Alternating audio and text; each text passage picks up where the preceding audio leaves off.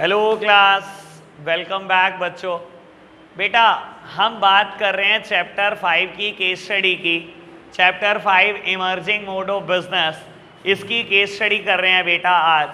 और बाबू हम case study कर रहे हैं एपीसी अलका धवन से, बिल्कुल लेटेस्ट बुक से, और पेज नंबर 147 से स्टार्ट कर रहे हैं। बेटा मैं आपको ये बात बोल देता हूँ, कल मैंने जितना पोर्शन पढ़ाया है आज सारी केस स्टडी उसी पोर्शन से होगी। कल बेटा हमने बात करी थी, मैं एक बार बहुत जल्दी से आपको रिवाइज करा दूं। मैंने बात करी थी बेटा सबसे पहले डिफरेंस की, ई बिजनेस और ई कॉमर्स की बात की थी, याद है आपको? बेटा ई कॉमर्स वाइडर टर्म है या ई बिजनेस?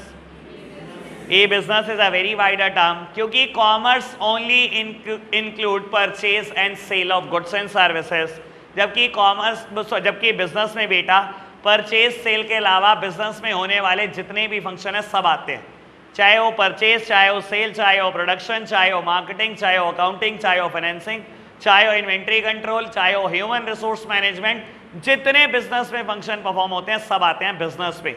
और बेटा ई कॉमर्स और ई बिजनेस में सिर्फ बेटा यही फर्क है कि ये दोनों काम इलेक्ट्रॉनिकली हो रहे होते हैं, ठीक है ना बेटा? पहली केस स्टडी यहीं से है, पढ़ना शुरू करेंगे बेटा। केस स्टडी पढ़ने का तरीका वही है हमारा, पहले दोनों रिक्वायरमेंट पढ़ूंगा मैं बेटा, फिर केस पढ़ूंगा। बाबू ए पार्ट कहता है identify the two concept which define the scope of business activity undertaken by both Harsh and लक्ष्य रिस्पेक्टिवली। मुझे बेटा दो कंसेप्ट आइडेंटिफाई करने हैं जो बाबू यूज हुए हैं। और बी पार्ट कहता है differentiate between the two concept as identified in part A of the question. और बेटा बी पार्ट में इन दोनों कंसेप्ट का डिफरेंस लिखना है। बेटा कहता है Harsh runs an online store dealing in all kind of household item which he procure from the different dealer. बेटा कहता है हर्ष एक ऑनलाइन स्टोर चलाता है और बेटा इसमें क्या करता है, सारी हाउस होल्ड आइटम बेचता है जो वो प्रोक्योर करता है डिफरेंट डीलर से, ठीक है जी। Where as his friend Lakshya runs an online store which sell all kind of organic product like dash dash dash. These products are produced in his automated manufacturing unit in Kerala।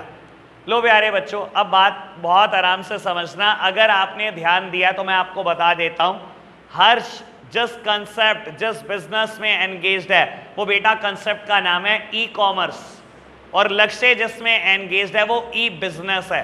फर्क समझ लो, आपने मुझे पक्का बताया, ध्यान नहीं दिया इस पे। बेटा कहता है हर्ष क्या करता है, एक ऑनलाइन स्टोर चलाता है जिसमें बेटा वो सामान बेचता है जो वो प्रोक्योर करता है डिफरेंट डीलर से। बेटा प्रोक्योरमेंट का सिंपल मतलब होता है परचेज। वो कहता है हर्ष एक ऑनलाइन स्टोर चलाता है, सामान बेचता है जो वो परचेज करता है डिफरेंट डीलर से, यानी कि सिर्फ परचेज और सिर्फ सेल हो रही है। परचेज और सेल कॉमर्स का पार्ट होता है बेटा, और क्योंकि ऑनलाइन स्टोर है इसलिए मैं बोल सकता हूं ई कॉमर्स। और ऐसे ही बोलता है लक्ष्य भी एक ऑनलाइन स्टोर चलाता है जिसमें वो बहुत सारे ऑर्गेनिक प्रोडक्ट बेचता है, लेकिन बेटा वो ऑर्गेनिक प्रोडक्ट उसकी मैन्युफैक्चरिंग यूनिट में प्रोड्यूस होते हैं, यानी कि प्रोडक्शन करता है वो उसका। प्रोडक्शन और मैन्युफैक्चरिंग एक वर्ड है बेटा, वो परचेज करके बेच नहीं रहा, वो प्रोडक्शन करके बेच रहा है बेटा। और आप इस बात को समझ लो, प्रोडक्शन का भाई कॉमर्स का पार्ट नहीं होता। कल मैं बोल चुका हूं ना बेटा, परचेज और सेल बस दो ही फंक्शन कॉमर्स का पार्ट होते हैं बेटा, और बिजनेस का परचेज भी, सेल भी, प्रोडक्शन भी, मार्केटिंग भी, ऐड भी, वही सारी बातें जो अभी मैंने बोली। समझ आई बेटा? कंसेप्ट समझ में आया? ई बिजनेस और ई कॉमर्स है बाबू, हर्ष ई कॉमर्स में एंगेज्ड है और बेटा ई बिजनेस में लक्ष्य। दोनों का डिफरेंस लिखना है, लिखा जाएगा बेटा। चलो जी आगे बढ़ना, केस स्टडी नंबर 2। बेटा पढ़ने का तरीका वही, केस बहुत बड़ा है, हम पढ़ेंगे रिक्वायरमेंट पहले। कहता है identify and explain the component of e business being described above. बेटा आपको आइडेंटिफाई करना है ई बिजनेस का कंपोनेंट। अगेन आपको B2B, B2C, C2C और बेटा इंट्रा बी में से आइडेंटिफिकेशन करना है, याद है सब? C2C कस्टमर टू कस्टमर, आपको याद है क्या क्या ट्रांजैक्शन होती है कस्टमर से कस्टमर के बीच? सेलिंग यूज्ड है, antique, furniture, mobile phone, blah blah blah blah blah. और OLX is the best example, याद आई बात? B2C business to commerce, business to customer, क्या क्या ट्रांजैक्शन कवर होती है? पढ़ाई देखो कितनी चल रही है। Selling and distribution, after sale services cover होती है, handling customer complain and grievances, और बोलूं तो एडवर्टाइजमेंट भी कवर होता है बेटा। पढ़ नहीं रहे भाई बिल्कुल भी। Amazon, स्नैपडील, फ्लिपकार्ट एग्जाम्पल दिया था। इंट्रा बी क्या होता है? Intra be with in the same business, अगर एक ही बिजनेस के दो डिपार्टमेंट आपस में बेटा किसी ऑनलाइन मोड में बात करें तो हम उसको क्या बोलते हैं बेटा? उसको हम बोलते हैं बेटा इंट्रा बी। और आपको बता देता हूं, चलो एक कंप्यूटर टर्मिनोलॉजी डिस्कस कर लेता हूं आपके साथ, क्योंकि ऐसे वर्ड बहुत यूज होंगे बाबू आज। बाबू आपने नाम सुना है वीपीएन का कभी? वीपीएन क्या होती है फुल फॉर्म? वीपीएन का नाम सुना है? वीपीएन वर्चुअल प्राइवेट नेटवर्क, सुना है बेटा? वर्चुअल प्राइवेट नेटवर्क, ठीक है ना? आपने मोबाइल में कभी ना कभी ऑप्शन में देखा होगा वीपीएन, वर्चुअल प्राइवेट नेटवर्क। समझते हो क्या होता है वीपीएन? बेटा internet is a open space. Internet तो बेटा ओपन स्पेस होता है, और जनरली बेटा हैकर्स की मतलब समझ लो फेवरेट हॉबी है बेटा, कि अगर दो लोग टेली कॉन्फ्रेंसिंग में बात कर रहे हैं तो उनकी बात को इंटरसेप्ट करना। खुले नेटवर्क में बात करोगे ना बेटा, वीडियो कॉलिंग करोगे, जितनी मर्जी सिक्योरिटी के साथ कर लो। आप बहुत सुनते हो ना बेटा, आप बहुत सारे मैसेंजर का यूज करते हो जहां बोला जाता है मोस्ट सिक्योर्ड वीडियो कॉलिंग, कुछ नहीं।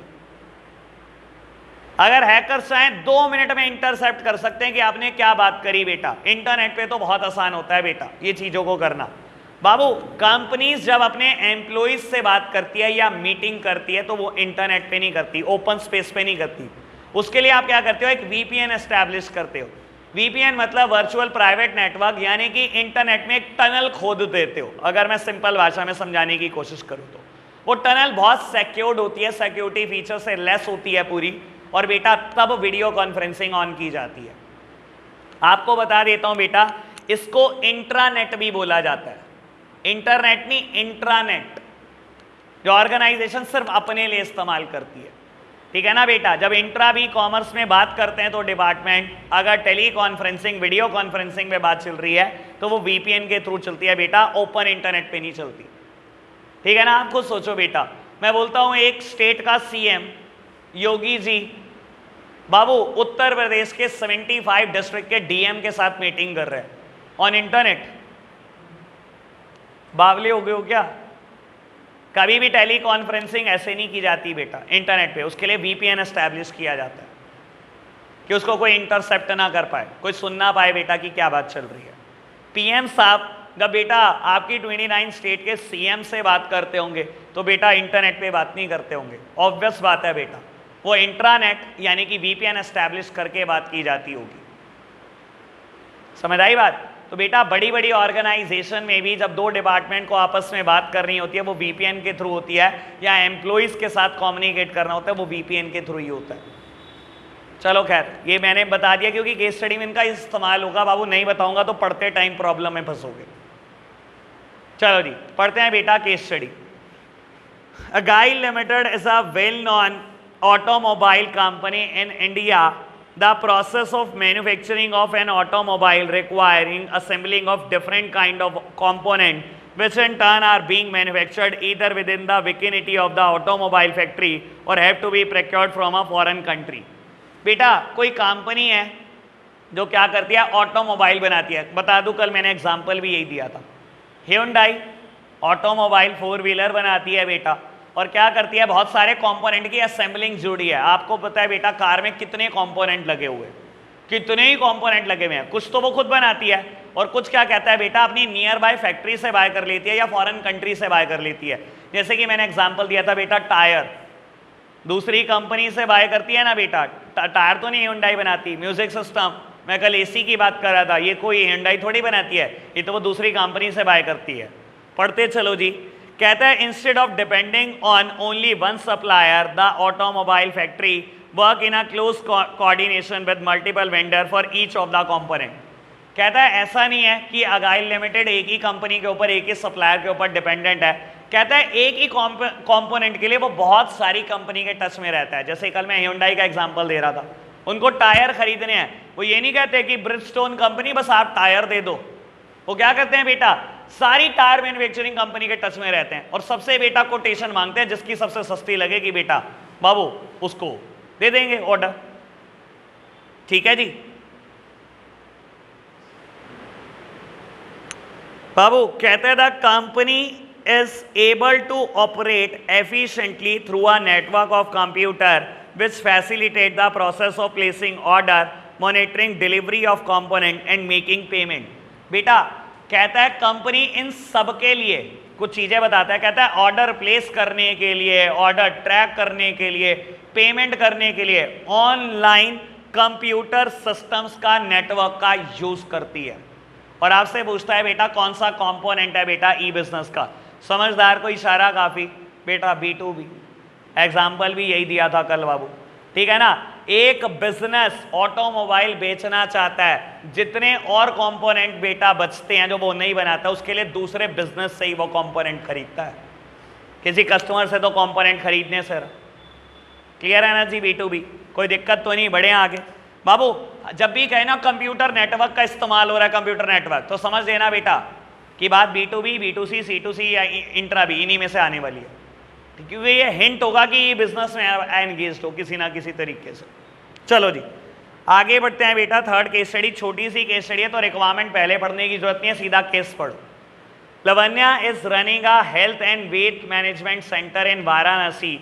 She keeps in regular touch with her client through an online portal. Moreover, she often conducts online survey to ascertain the level of customer satisfaction. Name and explain the component of e-business. B2C, ठीक है ना बेटा बाबू।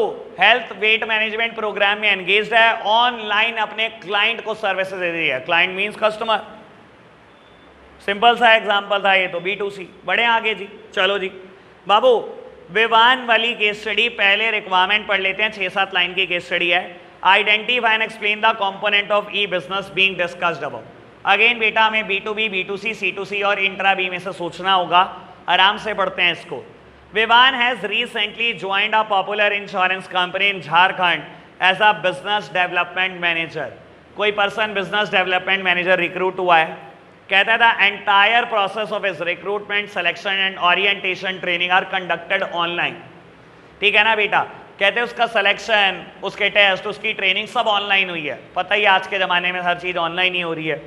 कहता है even after joining he has been given an option to work from wherever he is and at his own speed and time convenience twice a week. बेटा कहता है जब उसकी ज्वाइनिंग हुई उसको ऑप्शन दिया गया कि कहीं से भी काम कर लो, ट्वाइस अ वीक, हफ्ते में 2 दिन काम करना है आपको। पढ़ो जी।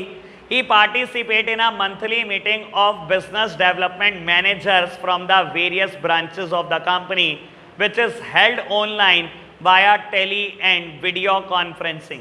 बेटा कंपनी क्या कर रही है, कंपनी सारे बिजनेस डेवलपमेंट मैनेजर जो अलग अलग ब्रांचेस के हैं, वो तो झारखंड का बिजनेस डेवलपमेंट मैनेजर है, कहते हैं सबकी मीटिंग ले रही है कंपनी ऑन वीडियो कॉलिंग और टेली कॉन्फ्रेंसिंग। कौन सा कंपोनेंट बेटा, इंट्रा बी। ठीक है ना, एक बिजनेस के अंदर की बात है बेटा, with in the same business, एक बिजनेस के अंदर मीटिंग चल रही है बेटा। ठीक है ना, it is not a B2B, not a B2C, not a C2C, intra B, और कोई ऑप्शन ही नहीं है आपके पास। ठीक है जी, बात क्लियर बाबू। बहुत सॉरी उन बंदों को जो पढ़ के नहीं आए। आपको भी पता लग रहा होगा मैंने झूठ नहीं बोला, मैं तो लिख कर भेजा ग्रुप में, इसको पढ़ के नहीं आओगे तो कुछ समझ नहीं आएगा। आप सीरियस नहीं लेते बात को, लोगे थोड़े दिन में लोगे। चलो जी बाबू, question number 5, identify and explain the component of e business being discussed above. Again बेटा B2B, B2C, C2C या इंट्रा बी। बाबू नाम से ही क्लियर है, मुझे तो पढ़ना ही नहीं, लेकिन पढ़ लेना, अरे पढ़ लेना, ऐसे जल्दबाजी मत करना। OLX, founded in a year 2006, is an Argentinian global online marketplace which is operating in 45 countries. OLX became the vernacular for selling in India in the form of OLX पे बेच दे, OLX कर दो, OLX it. About 90% of listing in India came from used mobile and electronic item, used home and household goods and used car and bikes. बेटा कहता है OLX पे जितने product listed हुए हैं उनमें से 90% प्रोडक्ट या तो मोबाइल हैं या इलेक्ट्रॉनिक्स हैं या हाउस होल्ड गुड्स हैं या कोई कार बाइक है। ठीक है जी। कहता है in the year 2016 OLX said about 70% of all used car sold monthly in India were from the transaction on its website। बेटा OLX ने 2016 में एक स्टैट इशू करा कि इंडिया में जितनी भी यूज कार बिकती हैं उसकी 72% कार OLX पे बिकती हैं। ठीक है जी। बाबू कौन सा है कंपोनेंट ई बिजनेस का? C2C, कस्टमर बेचने वाला है, कस्टमर ही खरीदने वाला है, कोई बिजनेस की इन्वॉल्वमेंट ही नहीं है। ठीक है जी, बढ़े आगे। बाबू नेक्स्ट केस स्टडी नंबर 6। बाबू पहले पढ़ते हैं रिक्वायरमेंट।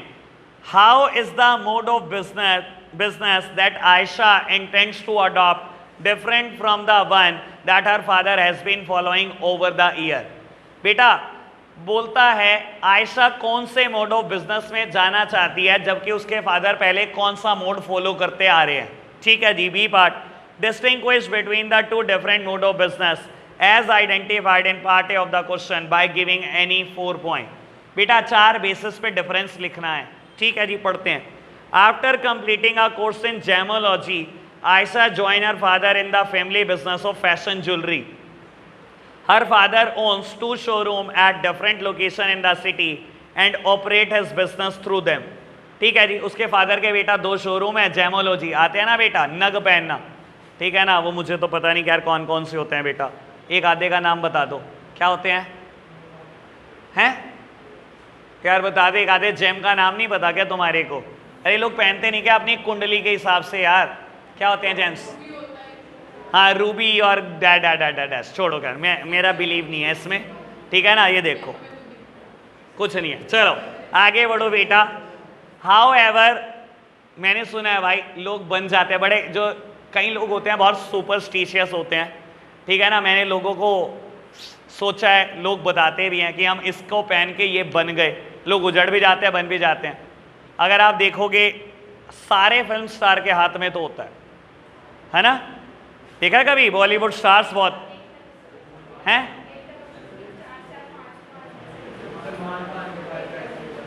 सलमान खान का ब्रेसलेट तो नहीं, वो तो ऐसे ही शौक के लिए होगा। हैं? वो उसको लक्की मानता है। एक दिन आपको बताऊंगा, मैं कुछ दिन के लिए सुपरस्टिशियस हो गया था, बताऊंगा, फिर मैंने छोड़ दिया। अरे हाँ अभी वेला नहीं हूं मैं, अभी पहले पढ़ लो। चलो जी।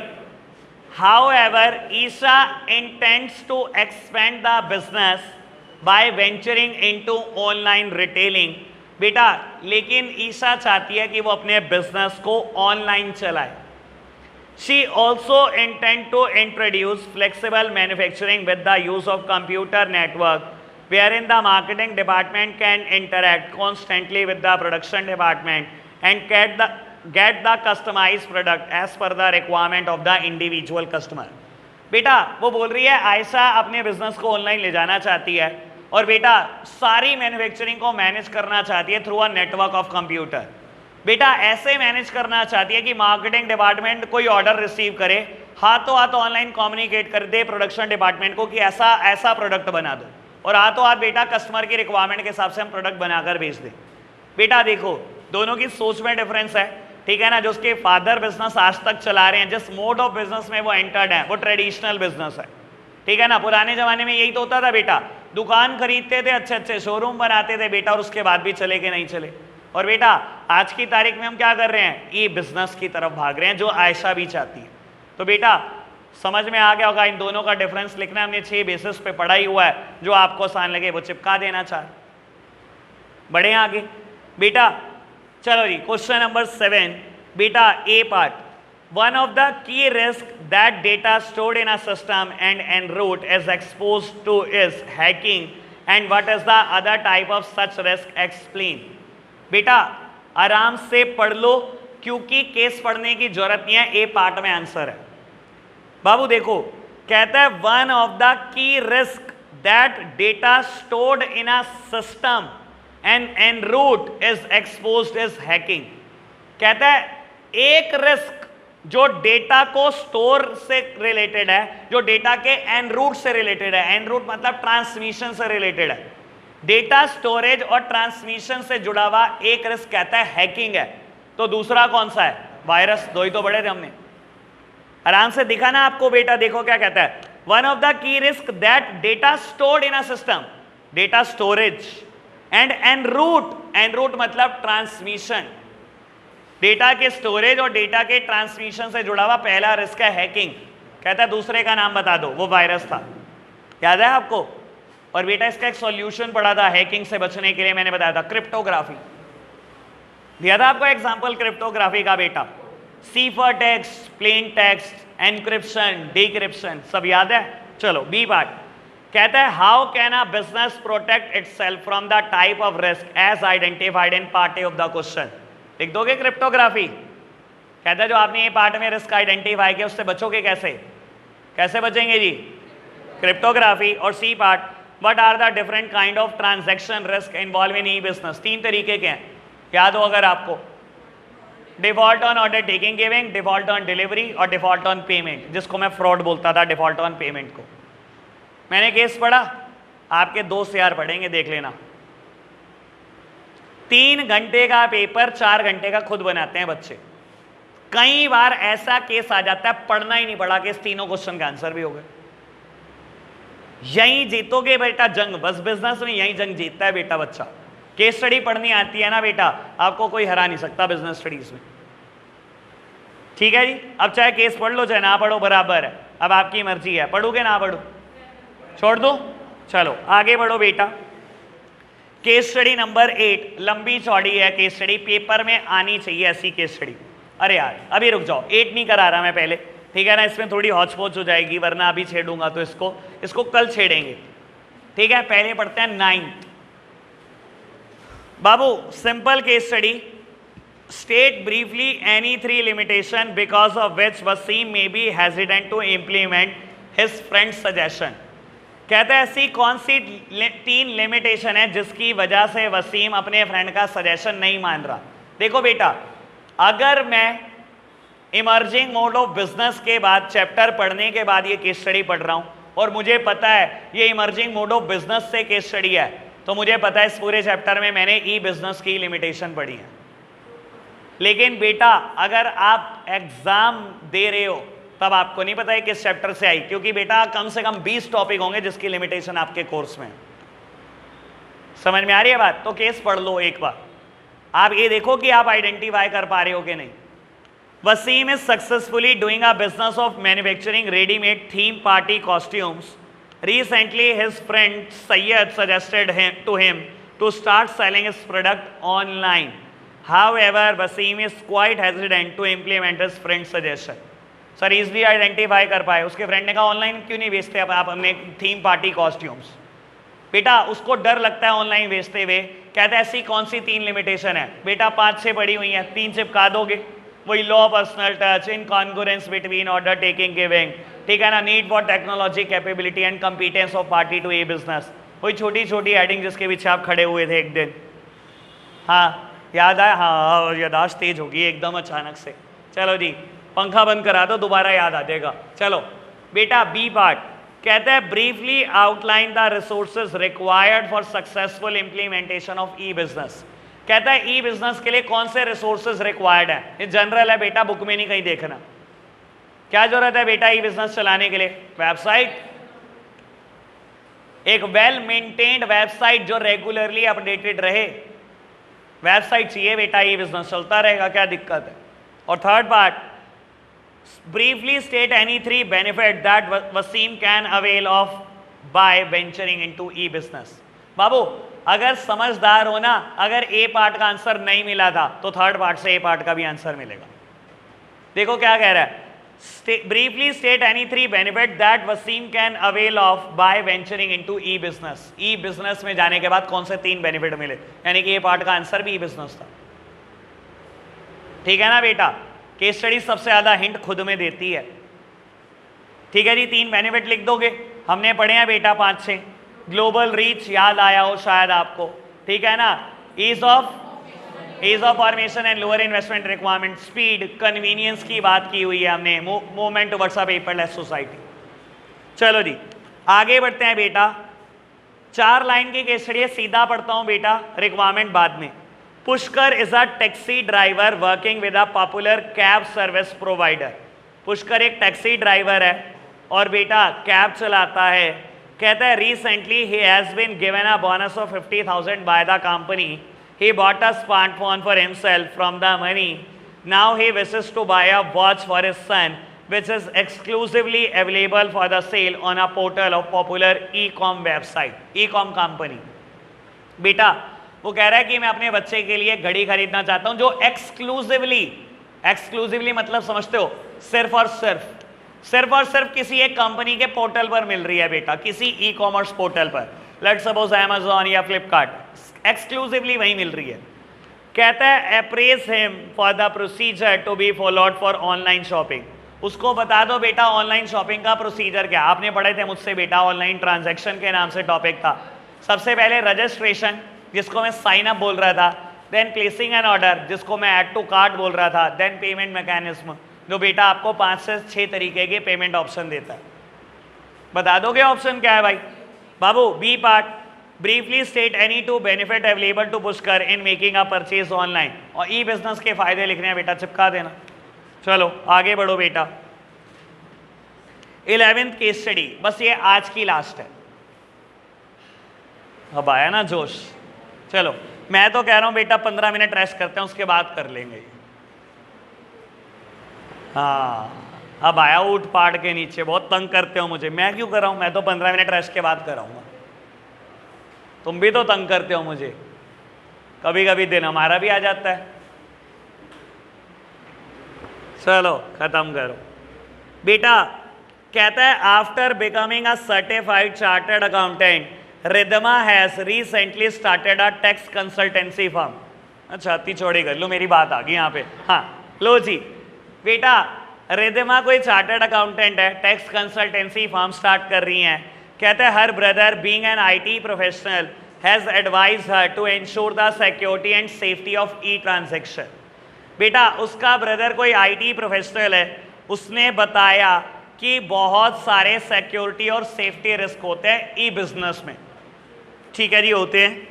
Apart from the transaction risk but are the 2 other type of e business risk that Ridhima need to guard her business against. बेटा ट्रांजैक्शन रिस्क के अलावा 2 तरीके के और रिस्क होते हैं बेटा, आपको याद होगा। Data storage and transmission risk, जिसमें हमने हैकिंग और वायरस पढ़ा था। और बेटा थर्ड पार्ट हमने पढ़ा था risk of threat to the intellectual property and privacy. मैंने एक एग्जांपल दिया था इसमें, risk of threat to the intellectual property and privacy. याद करो बेटा, मैंने बोला था कि आपने आज तक अपनी ईमेल किसी को नहीं दी, और ईमेल खोल के देख लो हजारों मेल पड़ी होती है बेटा। ऐसे कैसे? Risk of threat to the intellectual property and privacy. Internet पे कोई भी चीज बेटा प्राइवेट रह नहीं सकती।